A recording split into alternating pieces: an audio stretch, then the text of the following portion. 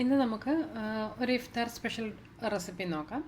ഞാനിന്ന് ഉണ്ടാക്കുന്നത് കായ്പോളയാണ്. നമ്മുടെ ഏത്തപ്പഴവും അതുപോലെ മുട്ടയും വെച്ചിട്ട് ഉണ്ടാക്കാവുന്ന നല്ല ടേസ്റ്റി ആയിട്ടുള്ളൊരു ഡിഷാണിത്. അപ്പോൾ ഇതുണ്ടാക്കുന്നതിന് വേണ്ടിയിട്ട് ഞാനിവിടെ ഒരുവിധം നന്നായിട്ട് പഴുത്ത 2 ഏത്തപ്പഴം എടുത്തിട്ടുണ്ട്. ഇത് 2 എണ്ണം എന്ന് പറഞ്ഞാൽ ഒരു മീഡിയം വലിപ്പമുള്ള 2 ഏത്തക്കയാണ്. അപ്പോൾ അതൊരു 400 ഗ്രാമോളം ഉണ്ട്. പിന്നെ ഇതിലേക്ക് ചേർക്കാൻ 400 ഗ്രാം ഏത്തപ്പഴം ചേർക്കുമ്പോൾ അതിലേക്ക് ചേർക്കുന്നതിന് വേണ്ടിയിട്ട് 3 വലിയ കോഴിമുട്ടയാണ് എടുത്തിട്ടുള്ളത്. നിങ്ങളിപ്പോൾ കൂടുതൽ അളവ് പഴം ചേർക്കുന്നുണ്ടെന്നുണ്ടെങ്കിൽ അതിലേക്ക് കൂടുതൽ മുട്ടയും ചേർക്കാൻ പ്രത്യേകം ശ്രദ്ധിക്കണം കേട്ടോ. ആദ്യം തന്നെ നമുക്ക് ഈ പഴം ഒന്ന് തൊലിയൊക്കെ കളഞ്ഞ് ചെറുതായിട്ടൊന്ന് അരിഞ്ഞെടുക്കണം. അപ്പോൾ ഞാൻ ആ പഴം ഇവിടെ ഒന്ന് കട്ട് ചെയ്തെടുത്തിട്ടുണ്ട്. ഇതുപോലെ അതൊന്ന് 4ആയിട്ട് നെടുകെ പൊളന്നതിന് ശേഷം കുറച്ച് കട്ടി, എന്നാലും ഒത്തിരി കട്ടിയിലും അല്ല തീരെ കനം കുറച്ചും അല്ലാത്ത രീതിയിൽ ഒന്ന് അരിഞ്ഞെടുത്തിട്ടുണ്ട്. ഇനി നമുക്കിതൊന്ന് ഈ പഴം ഒന്ന് നെയ്യിൽ വഴറ്റിയെടുക്കണം. അതിന് വേണ്ടിയിട്ട് ഞാനിവിടെ ഒരു പാൻ അടുപ്പത്ത് വെച്ച് അതിലേക്കൊരു 1.5-2 ടേബിൾ സ്പൂണിനടുത്ത് നെയ്യ് ഒഴിച്ചു കൊടുത്തിട്ടുണ്ട്. നമ്മൾ ഈ പഴം വഴറ്റുന്നതിന് മുൻപായിട്ട് അതിലേക്ക് ചേർക്കാനായിട്ട് കുറച്ച് കാഷ്യൂനട്ടും കിസ്മിസും ഒന്ന് ഫ്രൈ ചെയ്തെടുക്കണം. നമുക്ക് ആദ്യം ഈ നെയ്യൊന്ന് ചൂടായി കഴിയുമ്പോൾ അതിലേക്ക് കുറച്ച് കാഷ്യൂനട്ട് ഒന്നിട്ട് റോസ്റ്റ് ചെയ്തെടുക്കാം. ഈ കാഷ്യൂനട്ടും കിസ്മിസും ഒക്കെ നിങ്ങളുടെ ആവശ്യത്തിനനുസരിച്ച് ചേർക്കുക കേട്ടോ. ഞാനിവിടെ ഏകദേശം ഒരു 10-12 കാഷ്യൂനട്ട് ചേർത്ത് കൊടുത്തിട്ടുണ്ട്. കാഷ്യൂനട്ട് ഒന്ന് റോസ്റ്റായി വരുമ്പോൾ അതിലേക്ക് കുറച്ച് കിസ്മിസ് കൂടി ഒന്ന് ചേർത്ത് കൊടുത്തിട്ടുണ്ട്. ഉണങ്ങിയ മുന്തിരി കൂടി ചേർത്ത് കൊടുത്തിട്ടുണ്ട്. ഇതൊന്ന് റോസ്റ്റ് ചെയ്തതിന് ശേഷം നമുക്കിത് ഈ നെയ്യിൽ നിന്നൊന്ന് കോരി മാറ്റണം. ആ കാഷ്യൂനട്ടും കിസ്മിസും ഞാൻ ഈ നെയ്യിൽ നിന്ന് കോരി മാറ്റിയിട്ടുണ്ട്. ഇനി ഇതിലേക്ക് നമ്മൾ അരിഞ്ഞു വെച്ചിട്ടുള്ള ഏത്തപ്പഴം ഒന്ന് ഇട്ട് ഒന്ന് വഴറ്റിയെടുക്കാം. ഇത് നന്നായിട്ടൊന്ന് ഈ നെയ്യിൽ വഴന്ന് കിട്ടണം. പക്ഷേ അങ്ങ് വല്ലാതെ ഉടഞ്ഞു പോവുകയും ചെയ്യരുത് കേട്ടോ. ചെറുതായിട്ട് ഇതൊന്ന് ഇളക്കി ഈ നെയ്യുമായിട്ട് യോജിപ്പിച്ച് ഒരല്പസമയം ഒന്ന് മീഡിയം ഫ്ലെയിമിലിട്ട് ഇതൊന്ന് വഴറ്റിയെടുത്താൽ മതി. ഇതങ്ങ് ഒടിഞ്ഞു പോകാതെ പ്രത്യേകം ശ്രദ്ധിക്കണം. നന്നായിട്ട് പഴുത്ത പഴം എടുക്കരുത്. അങ്ങനെയുള്ള പഴം നമ്മൾ ഈ നെയ്യിലിട്ട് വഴറ്റുമ്പോൾ അതങ്ങ് വല്ലാതെ കുഴഞ്ഞു പോകും. അതുകൊണ്ട് ഒരുവിധം പഴുത്ത ഏത്തപ്പഴം എടുക്കാൻ പ്രത്യേകം ശ്രദ്ധിക്കണം.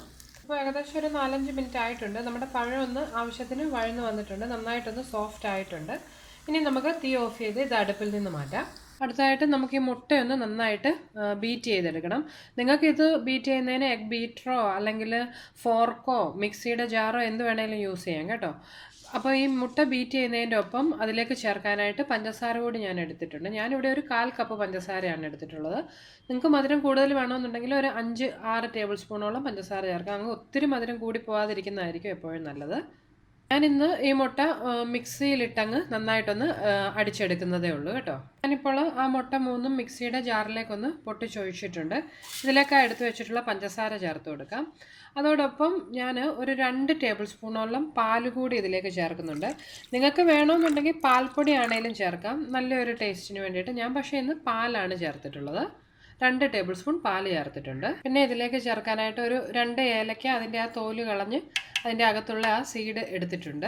പിന്നെ ഈ മധുരം ഒന്ന് ബാലൻസ് ചെയ്യുന്നതിന് ഒരു നുള്ളു ഉപ്പ് കൂടി ഇതിലേക്കൊന്ന് ചേർത്ത് കൊടുത്തിട്ടുണ്ട്. ഇനി നമുക്ക് നന്നായിട്ട് ആ പഞ്ചസാരയൊക്കെ അലിഞ്ഞ് ഈ മുട്ട നന്നായിട്ട് പതഞ്ഞു വരുന്ന വരെ ഒന്ന് മിക്സിയിൽ ബീറ്റ് ചെയ്തെടുക്കാം. ഇപ്പോൾ ഞാൻ ആ മുട്ടയും പഞ്ചസാരയും കൂടി ഇവിടെ നന്നായിട്ടൊന്ന് ബീറ്റ് ചെയ്തെടുത്തിട്ടുണ്ട്. അത് നമുക്ക് മറ്റൊരു ബൗളിലേക്കൊന്ന് മാറ്റാം. ഇതിലേക്ക് നമ്മൾ ആ വഴറ്റി വെച്ചിട്ടുള്ള ഏത്തയ്ക്ക നമുക്കൊന്ന് ചേർത്ത് കൊടുക്കാം. ആ നെയ്യും അതിൻ്റെ ഒപ്പം ഞാൻ ഇതിലേക്ക് അങ്ങ് ഒഴിക്കുന്നുണ്ട്. അതോടൊപ്പം നമ്മൾ ഫ്രൈ ചെയ്ത് വെച്ചിട്ടുള്ള കാഷ്യൂനട്ടും കിസ്മിസും ഞാൻ ഇതിലേക്ക് ചേർത്ത് കൊടുക്കുകയാണ്. ഇതിൽ നിന്നൊരല്പം ഞാൻ അവസാനം ഇതിലേക്കൊന്ന് ചേർക്കാനായിട്ട് മാറ്റി വെച്ചിട്ടുണ്ട്. എല്ലാം കൂടി നന്നായിട്ടൊന്ന് യോജിപ്പിച്ചെടുക്കണം. ഇതിപ്പോൾ ഞാനിവിടെ എല്ലാം കൂടി ഒന്ന് നന്നായിട്ട് യോജിപ്പിച്ചെടുത്തിട്ടുണ്ട്. നമുക്കിതൊരു 2 രീതിയിലുണ്ടാക്കാം. ഒന്ന് നമുക്ക് കേക്കൊക്കെ ബേക്ക് ചെയ്യുന്ന പോലെ ഒരു ബേക്കിംഗ് ട്രേയിൽ ഒഴിച്ച് ഓവനിൽ വെച്ച് ഒരു 200 ഡിഗ്രി സെൽഷ്യസിൽ ഒരു 25-30 മിനിറ്റ് നിങ്ങൾക്ക് ബേക്ക് ചെയ്തെടുക്കാം. ഞാനിന്നിപ്പോൾ അങ്ങനെയല്ല ചെയ്യുന്നത്. ഡയറക്റ്റ് അടുപ്പിൽ സ്റ്റൗ ടോപ്പിൽ വെച്ചാണ് ഇത് ചെയ്തെടുക്കുന്നത്. അപ്പോൾ അതെങ്ങനെയാണെന്ന് നമുക്കൊന്ന് നോക്കാം. അതിനായിട്ട് ഞാനിവിടെ അടുപ്പിൽ ഒരു ദോശക്കല്ല് വെച്ച് കൊടുത്തിട്ടുണ്ട്. ഇതിൻ്റെ മുകളിലേക്ക് നമ്മൾ ഏത് പാനിലാണ് ഈ ഉണ്ടാക്കുന്നതെന്നാൽ ആ പാനൊന്ന് വെച്ച് കൊടുക്കണം. ഞാനിവിടെ ഒരു നോൺ സ്റ്റിക്കിൻ്റെ സോസ് പാനാണ് വെച്ച് കൊടുത്തിട്ടുള്ളത്. നിങ്ങൾക്ക് ഇതിന് പകരം നമ്മുടെ നോൺ സ്റ്റിക്ക് ഏതെങ്കിലും പാൻ വേണമെങ്കിലും യൂസ് ചെയ്യാം കേട്ടോ. കഴിവതും നോൺ സ്റ്റിക്ക് പാൻ യൂസ് ചെയ്യുന്നതായിരിക്കും കൂടുതൽ നല്ലത്. അപ്പോൾ അടിയിലൊന്നും ഒട്ടിപ്പിടിക്കാതെ തന്നെ നമുക്കിത് എടുക്കാൻ പറ്റും. ഈ പാനൊന്ന് ചൂടാക്കി എടുക്കണം. ഈ പാനൊന്ന് ചൂടായി വരുമ്പോൾ അതിലേക്ക് ഞാനൊരു 1 ടീസ്പൂണോളം നെയ്യൊന്ന് ഒഴിച്ചു കൊടുക്കുകയാണ്.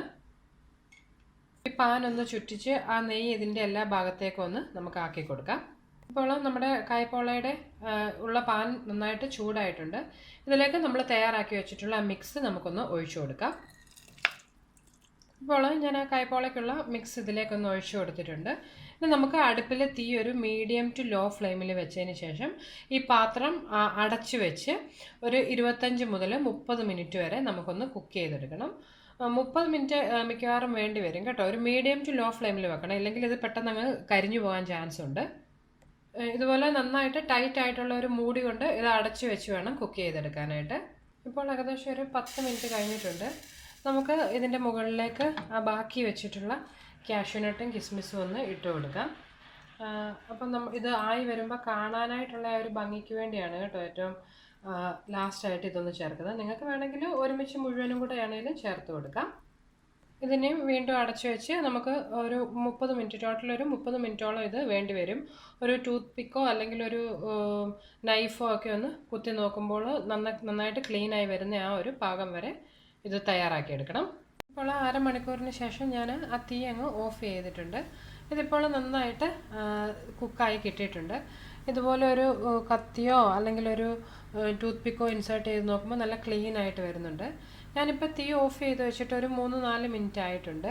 ഇത് അത്ര സമയം നമ്മൾ വെച്ച് കഴിയുമ്പോൾ ഇത് ഈ സൈഡിൽ നിന്നൊക്കെ ഇങ്ങനെ വിട്ടുപോരും. ഇൻ കേസ് ഇത് വിട്ടിട്ടില്ല എന്നുണ്ടെങ്കിൽ ഇതുപോലെ ഒരു നൈഫ് വെച്ചൊന്ന് വിടുവിച്ചതിന് ശേഷം നമുക്ക് മറ്റൊരു പാത്രത്തിലേക്ക് ഇതൊന്ന് മാറ്റാവുന്നതാണ്. നമ്മൾ അടുപ്പിലെ തീ ഓഫ് ചെയ്ത് ഒരു 3-4 മിനിറ്റ് വെച്ചതിന് ശേഷം വേണം മറ്റൊരു പാത്രത്തിലേക്ക് മാറ്റാൻ കേട്ടോ. ഇല്ലെങ്കിൽ ചിലപ്പോൾ ഇത് നമ്മൾ മറ്റേ പാത്രത്തിലേക്ക് ട്രാൻസ്ഫർ ചെയ്യുമ്പോൾ ചിലപ്പോൾ ഇതങ്ങ് മുറിഞ്ഞു പോകാനൊക്കെ ചാൻസ് ഉണ്ട്. ഇതിപ്പോൾ ഞാൻ ആ സോസ് പാനിൽ നിന്ന് മറ്റൊരു പാത്രത്തിലേക്കൊന്ന് മാറ്റിയിട്ടുണ്ട്. ഇതിൻ്റെ ആ താഴ്വശമൊക്കെ കാണിക്കുന്നതിന് വേണ്ടിയാണ് ഞാനിങ്ങനെ കാണിച്ചിട്ടുള്ളത്. ഇത് കണ്ടോ, കരിഞ്ഞൊന്നും പോയിട്ടില്ല. ഇത് നമുക്ക് ഒരിക്കൽ കൂടി മറ്റൊരു പാത്രത്തിലേക്കൊന്ന് തിരിച്ച് ഫ്ലിപ്പ് ചെയ്തെടുക്കാം. ഇപ്പോൾ ഞാനിവിടെ തിരിച്ചിട്ടിട്ടുണ്ട്. നന്നായിട്ട് നമ്മുടെ ആ കായ്പോള ഇവിടെ തയ്യാറായിട്ടുണ്ട്. ഒരു ഭംഗിക്ക് വേണ്ടി വേണമെന്നുണ്ടെങ്കിൽ നിങ്ങൾക്ക് ഇതിൻ്റെ മുകളിലേക്ക് 3-4 ചെറിയൊക്കെ ഒന്ന് വെച്ച് കൊടുക്കാവുന്നതാണ്. ഇത് നമുക്കൊന്ന് കട്ട് ചെയ്തുകൂടി നോക്കാം. നല്ല എളുപ്പത്തിൽ തന്നെ നമുക്കിത് കട്ട് ചെയ്തെടുക്കാൻ പറ്റും. ഞാൻ ഒന്ന് കട്ട് ചെയ്തിട്ടുണ്ട്. കണ്ടോ, നന്നായിട്ട് വെന്ത് തയ്യാറായിട്ടുണ്ട് നമ്മുടെ കായ്പോള ഇവിടെ. അപ്പോൾ ഇഫ്താറിനൊക്കെ വിളമ്പാൻ പറ്റുന്ന നല്ലൊരു ഡിഷാണ്. എല്ലാവരും ട്രൈ ചെയ്ത് നോക്കുക. എല്ലാവർക്കും തന്നെ തീർച്ചയായിട്ടും ഇഷ്ടപ്പെടും. മിക്കവർക്കും തന്നെ അറിയാവുന്ന ഒരു റെസിപ്പി ആയിരിക്കും ഇത്. എങ്കിലും ഇഫ്താറൊക്കെ ആകുമ്പോൾ അറിയാൻ മേലാത്തവർക്ക് യൂസ്ഫുൾ ആകാൻ വേണ്ടിയിട്ടാണ് ഞാനിത് ഇട്ടിട്ടുള്ളത് കേട്ടോ. അപ്പോൾ ട്രൈ ചെയ്ത് നോക്കുക. അതുപോലെ നിങ്ങൾക്ക് എൻ്റെ റെസിപ്പീസൊക്കെ ഇഷ്ടമാകുന്നുണ്ടെങ്കിൽ നിങ്ങൾ മറക്കാതെ അന്നൂസ് റെസിപ്പീസ് എന്നുള്ള എൻ്റെ യൂട്യൂബ് ചാനൽ സബ്സ്ക്രൈബ് ചെയ്യണം കേട്ടോ. നമുക്കപ്പോൾ മറ്റൊരു റെസിപ്പിയുമായിട്ട് വീണ്ടും കാണാം. ബൈ.